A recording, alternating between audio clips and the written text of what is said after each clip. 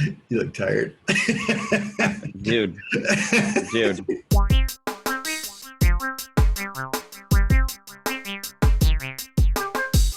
So, bro, what is the haps, man? How you doing? Well, as you noted, I'm a little tired.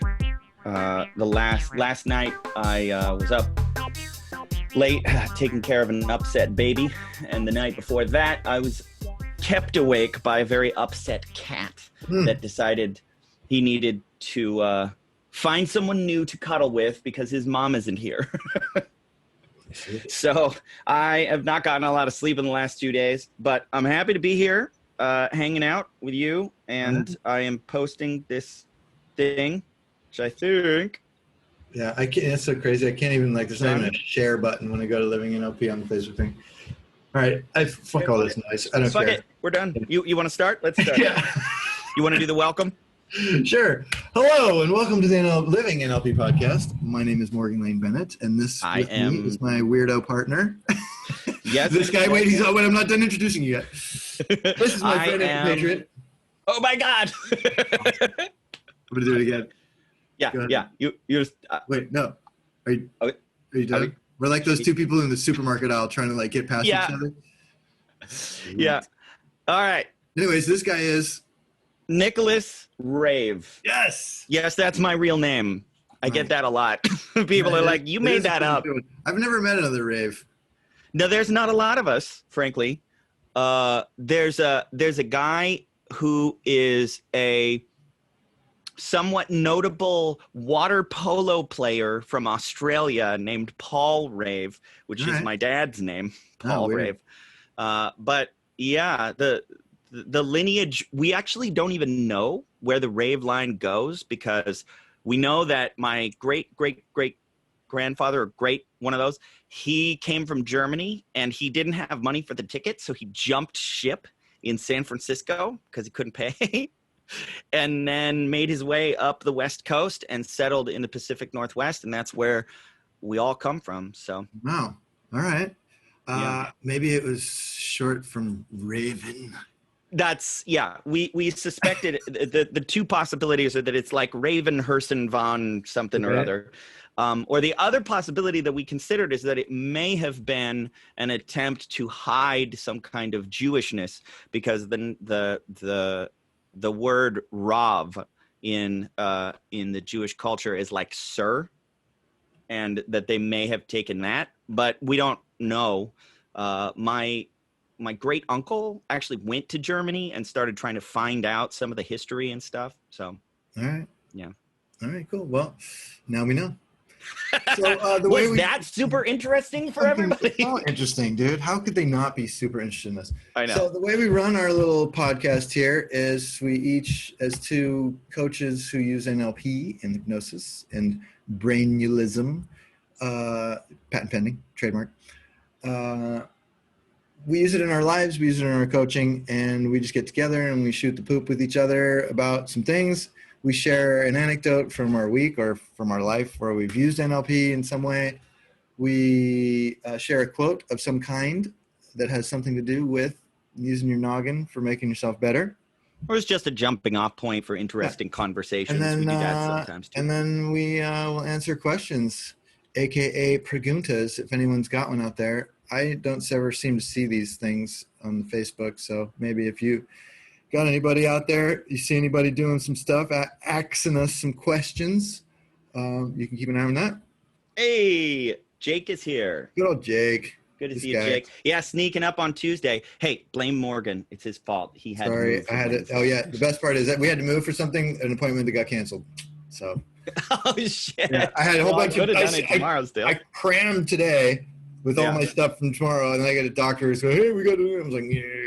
So, being a whole tomorrow and a bunch of busy today. So, anyways, such is life. Right. Let me use some NLP on it. Yeah, exactly. I'll start. Do it. Ready? So my anecdote is a success story that I was very happy with. So I was working with a couple. I can't remember if I've discussed this. I love working with couples. I love doing couples work. I've never worked with a couple. NLP and hypnosis. It's so much fun for a lot of reasons. And one of the main, I mean, I think part of the reason is because I've had my fair share of bad relationships or challenging relationships, and I've worked through a lot of that stuff. So Right. it's pretty easy for me to look at what people are going through and be like, whatever. Right. But on top of that, you know how Jorgen Rasmussen, the author of one of our favorite books called Provocative Hypnosis, you know, he talks about the idea that the best time to solve a problem, to interrupt the pattern, is while it's happening, like organically, for real. So the beautiful thing about working with couples is that you can make them fight for your amusement. Nice. That like they will run their patterns right in front of you, and then you could just be like, oh, this is how you guys do it, and then you can see how it escalates. I mean, I've done this, you've done this. Didn't Bandler, one of those guys, say, oh, I could just listen to a couple for like 2 minutes and be like, you're gonna get divorced. Like, you're terrible together. That was a guy named John Gottman, who has a absolute consummate scientist in the world of soft sciences, really, really dedicated to research. He's the guy who says he can talk to a couple for 5 minutes and predict with like 90% accuracy if they will be married in 4 years. Oh, yeah. And he's proven it. To be married in 4 years. Correct. Yeah. 90% chance based on how you answer a few simple questions, whether or not it's going to work. Because he can see the patterns that people run that tend to lead to it's not going to work.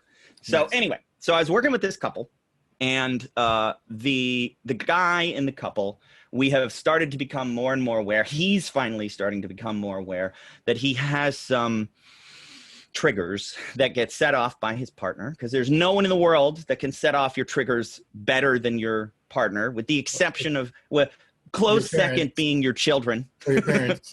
Or your parents, right? Because they put him there. Yeah. So he gets angry, and when he starts getting frustrated, and he has a trigger around, they're not listening to me.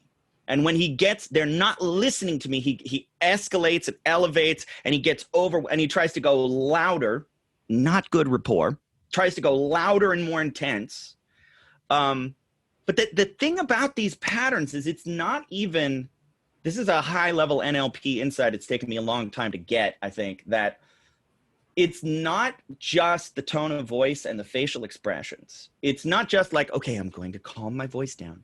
Because if you're talking in a calm way, but inside that emotional trigger is still there, the other person can fucking feel it. So you have to actually unplug these triggers. So anyway, I haven't worked with him yet because he's been avoiding his one-on-ones. I think he's worried. So I started working with her, and I was like, listen, we don't need him. We can just get you to the point where you don't get triggered by it anymore. And so what I did was first expand it. So I'm like, it's not about him. What are other situations in your life where you get overwhelmed by somebody's emotions and it shuts you down? So we worked through this process. I did a couple of reframes, did some hypnotic process.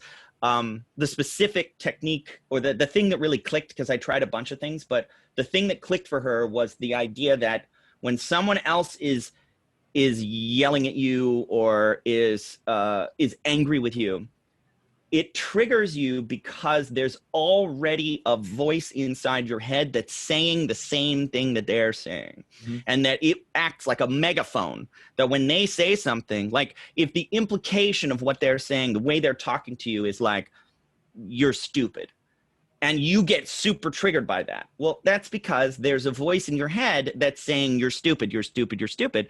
And it gets amplified by that voice. It's not really them that's the problem. So we worked on this thing, and we took that part and we put it in its place. We did some submodality work on it.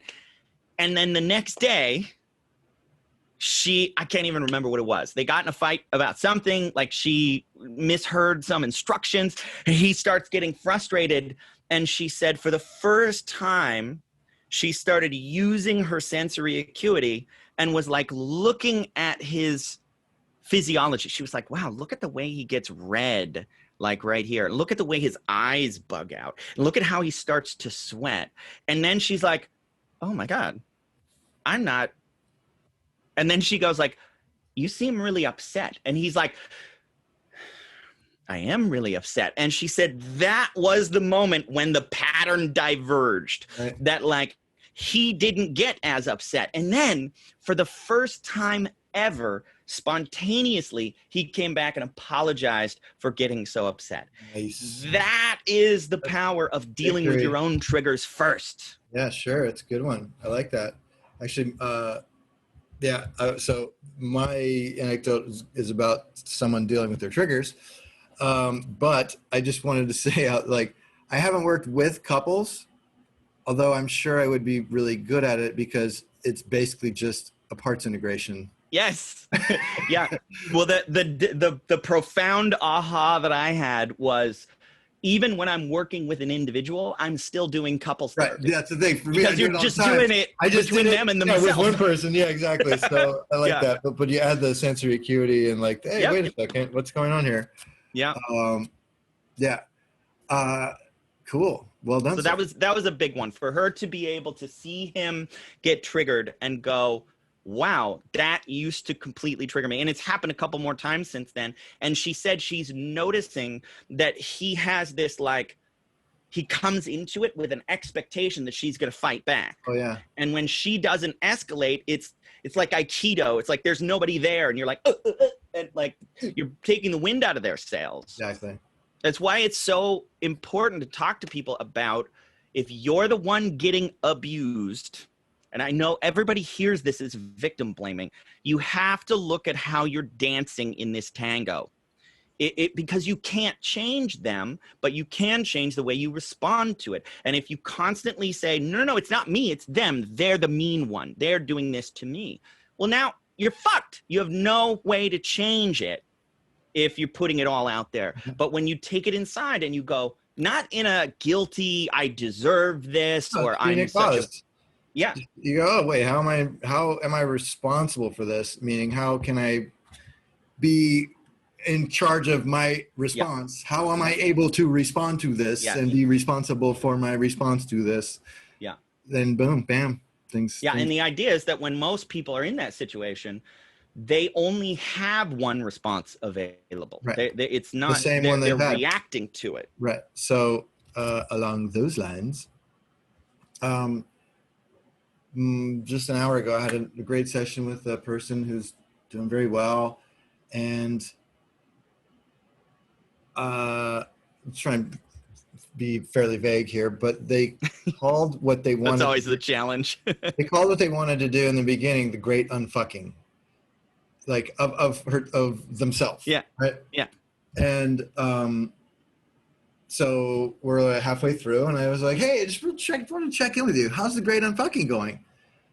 And they go, And in my head, I'm like, "Uh-oh, what? You're thinking about this a lot. It seems like you've been doing great." And they go, I'm kind of torn between, like, thinking I should be fixing things, and I'm like, yeah, and also like just letting it go. Like, can you just let it go? Because that's kind of what I'm doing. But a part of me wants to fix everything. I go, yeah, but like, and they love to use the metaphor of like, remember all the problems you had in high school? Yeah. And they're like, yeah. And I go, well, did you fix all those problems? They're like, no. I'm like, why? Because they're just not my problems anymore. Exactly. Yes. So you don't have to fix everything. Yeah. They're just not your problems anymore. Yeah. So that was the beginning of our session.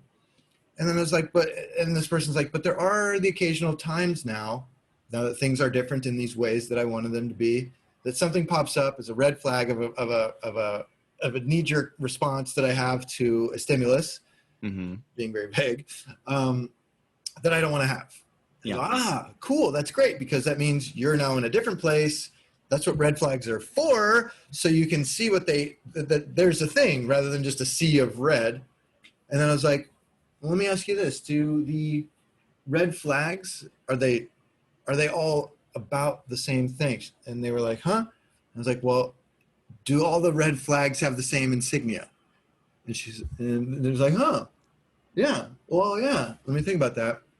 Thought about it. It was a thing from long, long ago, from a familial thing that just like, just the way that they were raised. Right. In a way that was good, but had a little twist somewhere in it that left a little echo of something that they didn't want. To be clear, you're being vague right now, but when you're working with them, you're actually going into the specific thing in their childhood and going like, Yes. they're telling you what that is. Enough. Right. Because I do a lot of like, I don't know what their final lesson was. Right. Of course. I was like, even if they told you, you wouldn't. right. So, but I do, for the purposes of this, I'm just like, yeah, I get it. I was mostly saying that for our listeners. So, all the flags had the same insignia, and we found and just out of nowhere, boop, comes this thing. When I was 6, oh, well, let's go there. Yeah. Cool. Right back to there, which again, following the feeling back to the thing. Yes. And this person is very evolved, really smart, spiritually and like emotionally, all this stuff, and has had a lot of coaching and teachers and whatnots. I'd say, oh yeah, this rock I've looked under before. And, someone told me once that it's like, if it's your dragon for life. And it's like, it's just like, it's your dragon. And I was like, yeah, or not. And they're like, huh? And I go, yeah, never mind. Let's just keep talking. And, cut to generative language, metaphoria. Hey, everything's whoop, what happens with this? Basically, boop, transmute thing. And then so how are things? And they're like, oh my God, I feel different. I completely feel the shift. And we said, okay, we're gonna bring this lesson back to the little girl, we'll say, and let her learn it. Like all I said was, teach this child in just the right words, whatever they need to know to feel better. Yeah. I don't need to know what that is, but you nod your head when that child knows they don't need to learn this lesson anymore. AKA, you can lose that dragon metaphor. You already got it. Right. You don't need to keep learning this lesson, do you? Yeah. At which point, no, yeah. And then just do the thing and then pop out. And then it's like, like they felt different about they took the dragon. They said, oh, there's a thing. There's this, oh, well, that's just how it is. You're stuck learning this lesson over and over and over and over again. You'll never learn the lesson. You'll always be teaching yourself. You'll always be learning the lesson and you'll never learn the lesson. You know what I mean? I don't know how that works, but they finally got it. And I was stoked on it. I was like, that's the shit I love. You know what I mean? It's like, oh, cool. There's a wheel that's no longer spinning that can just be free to do other things. Yeah. That's I've been thinking a lot about the idea of actually crossing things off your list.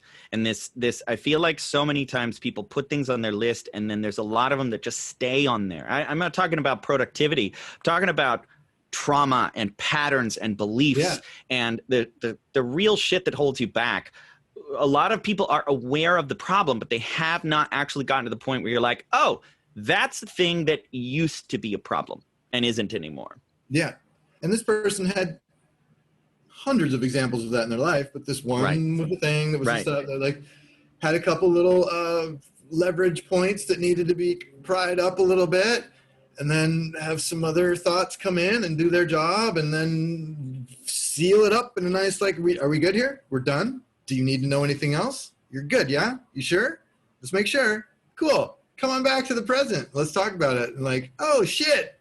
Yeah. I learned it.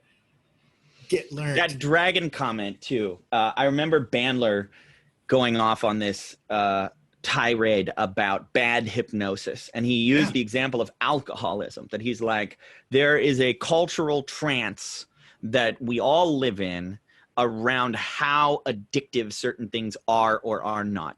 But cigarettes as an example, if you've ever met somebody, I've met several people, many people. I mean, I used to train people on how to become quit smoking specialists. And then those people would go out and work with hundreds of smoking clients who wanted to stop.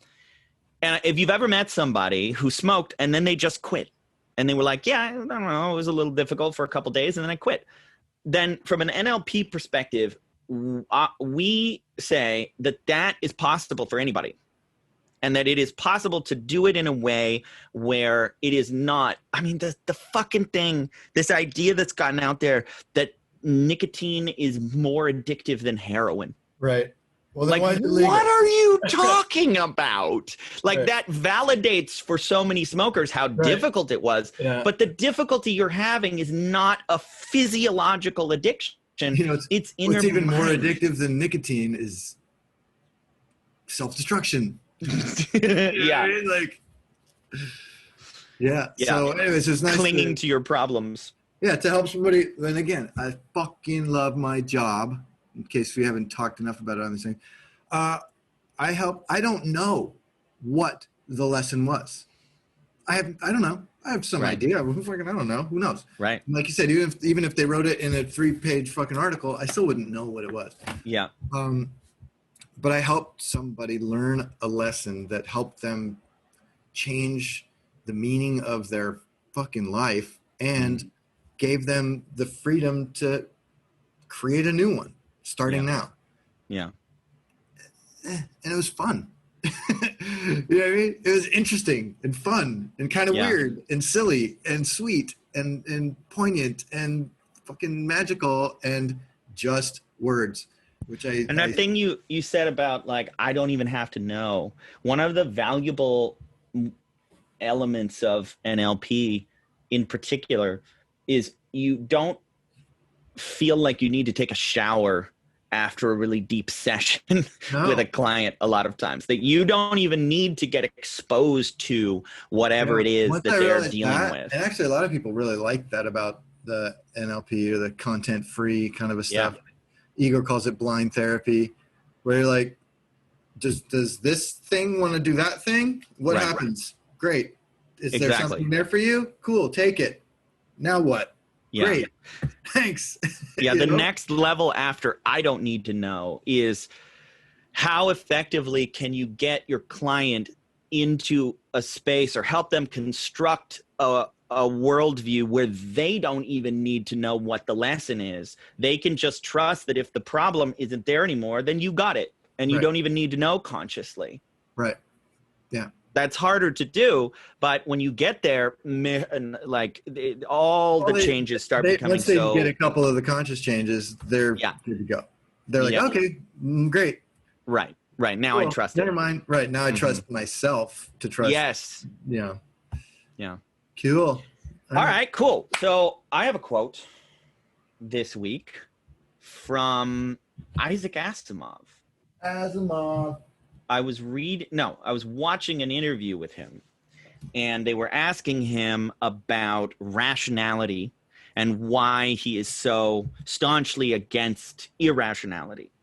And he said, just as some people feel that they have the call to spread God's word, I believe that if there is such a thing as God's word, it's rationality.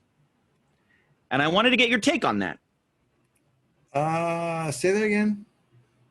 Just as some people feel that they have the call to spread God's word, I believe that if there is such a thing as God's word, it's rationality.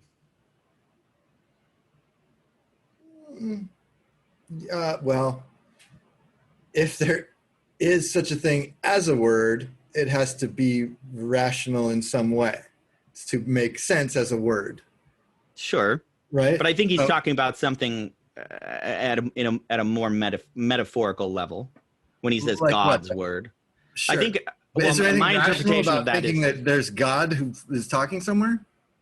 No, but that's his point. Is in the context he was saying, I don't believe that there's a God. I believe that there's rationality. And so what he's saying is, he said if people do, just like people do believe there's a God they want to talk about, right? Is that what the first part said? Just like people are out there thinking they should proselytize, basically, right? Yeah. I also think that if there was a God, that it is rationality. Is that what it is? I think that what he's saying is the God's word being like the ultimate truth. Mm-hmm. I think that's what he's alluding to. And that he's saying that his belief is that rationality is that ultimate truth, like the most valuable ideas and information that you can convey. Yeah, but is the ocean rational? I mean, is the sunset rational? Right. That's why I wanted to bring it up, because Sure. I'm wondering. In the words of like the logos and like human beings making sense out of God with words, then that Right. sentence should make sense, or it doesn't mean anything. But like rationality, I don't know. I mean, what does he mean by rationality? I mean, does it make sense? Yeah, sure. I mean, does fiction make sense? Does science fiction make sense? Is it rational to think of space creatures and laser guns and whatever kind of stuff he was writing about, which I'm sure was more than space creatures and laser guns? Well, this is why I'm bringing it up, because I have found that particularly through studying hypnosis, but also studying Jung and Joseph Campbell and mythology, that I have placed less and less value and emphasis on rationality. I think rationality gets put on a very high pedestal in our culture. But, and this is a big but, and this is kind of the thrust of my point is, did you read The Moral Landscape by Sam Harris? It's really good. Really interesting. It's probably my favorite of Sam's books. But I guess the summation of that to me is, what if there's a higher level of rationality that includes irrationality?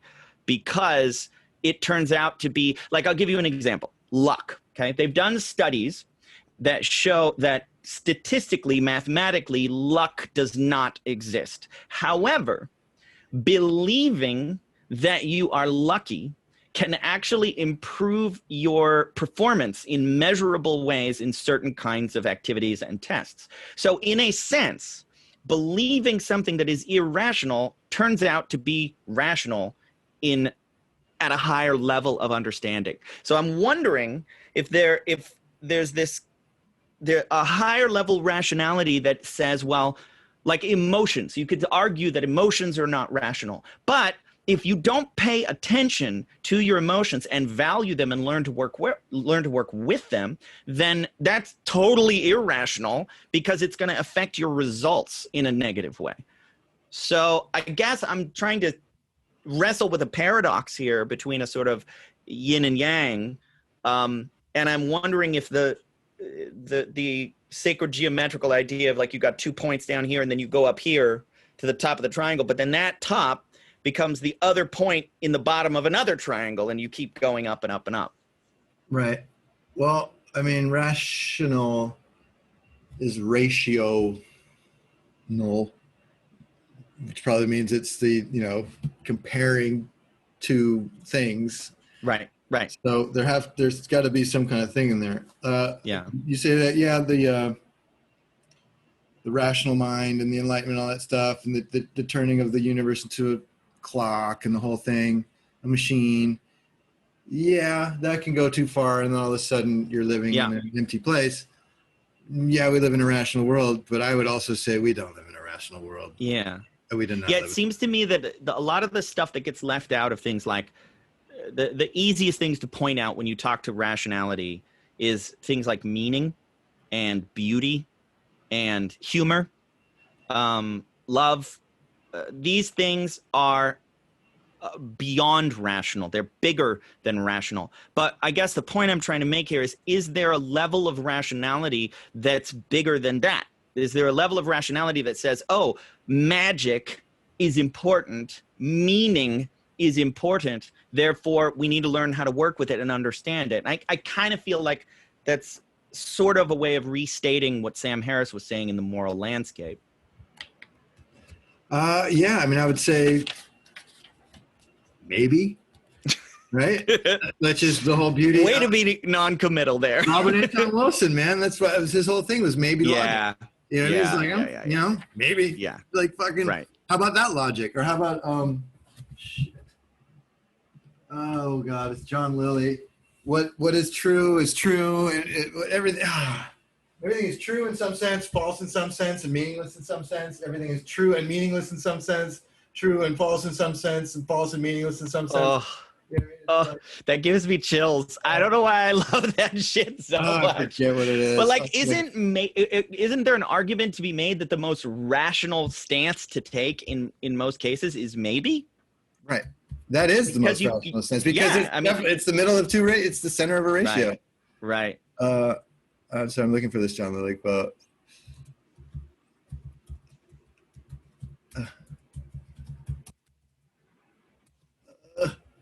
The comments are not working today. That's okay.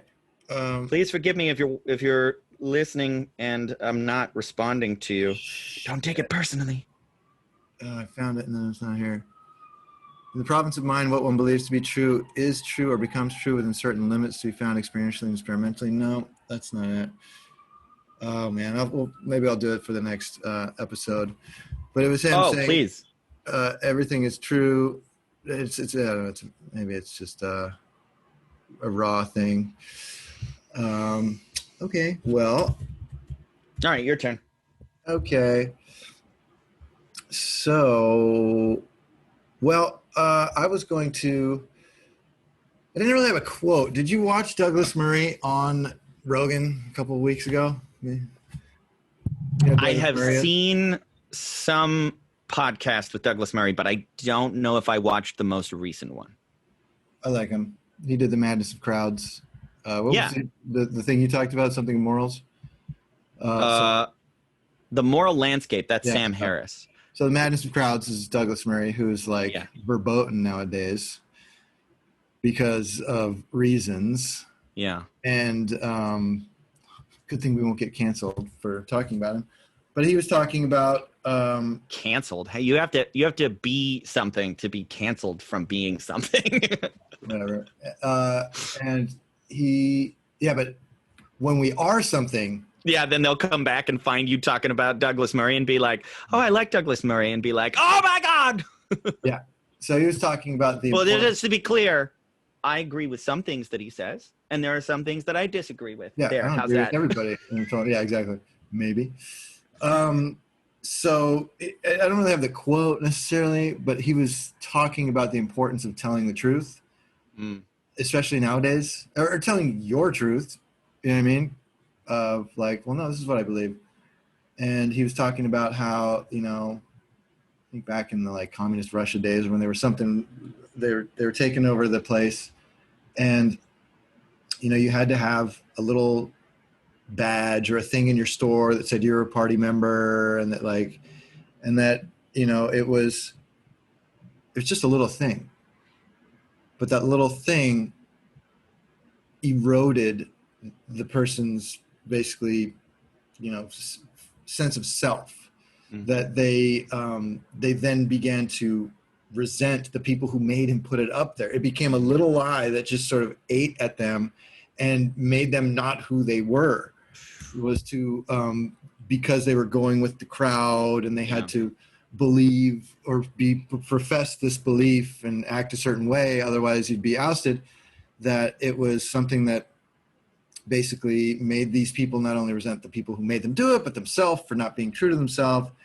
And, tying that all back to a lot of the wokeness of everything that's going on, and everything you're supposed to do. And if you don't do the thing, then that means that you're the whatever, but maybe you don't believe all the way or support it completely, but you got to show the thing. And it's that little, and then that's how people get canceled, because everybody's a Puritan, because you have to like only one or the other, and things split off.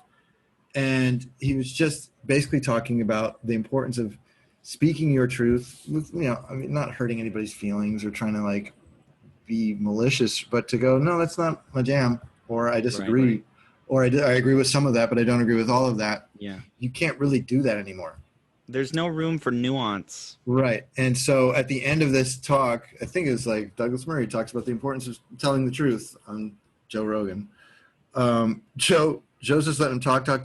And when he's done talking, Joe goes, "That is amazing. I think everyone needs to hear that. That is you rarely hear him like just go, yeah, that, what he just said, I want to actually applaud that," because he's fighting all those things too. Of like, oh my God, yes. Oh, you're a Hitler and a this because you won't like fully this, or, So it's just and you're always about the radical honesty, and always about sort of, the personal integrity of just like going, hey, well, you know, without destroying your life or my life or hurting someone, I don't agree with you, and I'm not going to jump on board because you tell me I have to.